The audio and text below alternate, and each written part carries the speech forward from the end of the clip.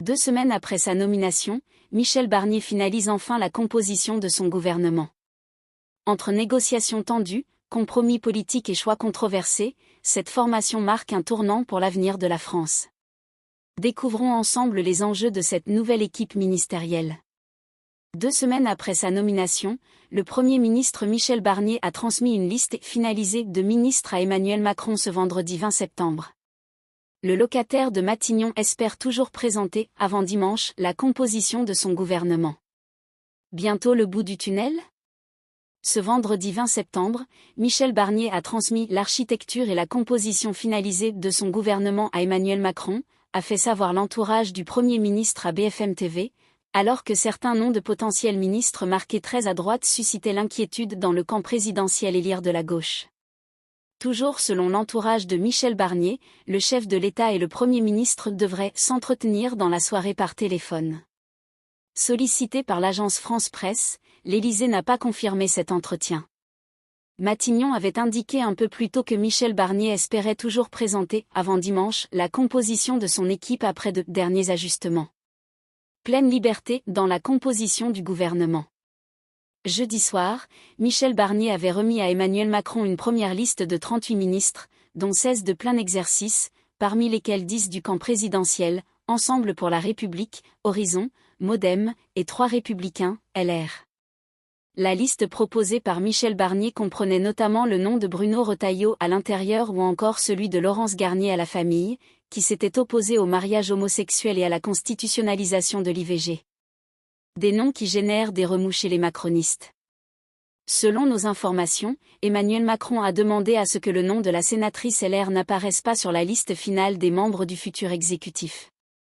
Mais en déplacement à Chartres ce vendredi, le président de la République a assuré que Michel Barnier avait pleine liberté pour composer son gouvernement.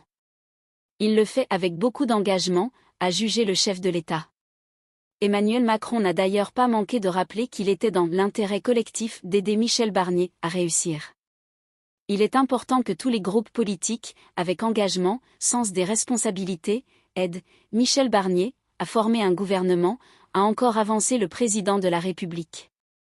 Après des discussions qui ont duré une partie de l'après-midi, les députés Modem ont fait prévaloir l'esprit de responsabilité, d'après les déclarations d'un participant à BFM TV, assurant que leur parti fera finalement bien partie du gouvernement de Michel Barnier.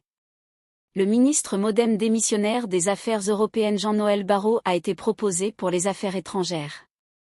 Geneviève Darrieussecq est-elle envisagée à la santé? Les macronistes en force.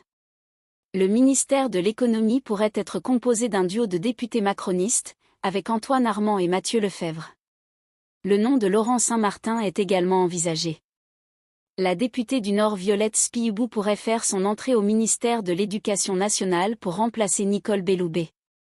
Cette proche de Gérald Darmanin a longtemps travaillé avec Martine Aubry avant de rejoindre la Macronie en 2018. Parmi les ministres sortants, Catherine Vautrin, ex-LR, passerait du travail à un large portefeuille des territoires tandis qu'Agnès Pannier-Runacher, issue de l'aile gauche de la Macronie, quitterait l'agriculture pour l'écologie. De son côté, Laurent Wauquiez, le patron des députés LR qui nourrit des ambitions élyséennes, avait pris les devants ce jeudi en annonçant qu'il renonçait à entrer au gouvernement au poste de ministre des Finances. Pas d'augmentation des impôts. Alors qu'il peine à trouver des personnalités de gauche, auprès desquelles il a essuyé plusieurs refus, seul un divers gauche figurerait parmi ses ministres de plein exercice. Le nom de Didier Migaud, actuel président de la HATVP et issu du Parti socialiste, circule pour la justice. Il pourrait avoir à ses côtés la députée Naïma Moutchou, qui serait une des 2 ministres du parti Horizon d'Édouard Philippe avec le député Paul Christophe aux Affaires sociales. Pour tenter de rassurer ses potentiels partenaires, Michel Barnier a affirmé qu'il n'augmenterait pas les impôts pour les classes moyennes, une décision qui a satisfait l'ex-premier ministre Gabriel Attal, le chef de file des députés EPR, qui avait fixé cette condition pour participer au gouvernement. Merci à tous d'avoir regardé cette vidéo, n'hésitez pas à liker, commenter et vous abonner pour ne rien manquer des prochaines actualités.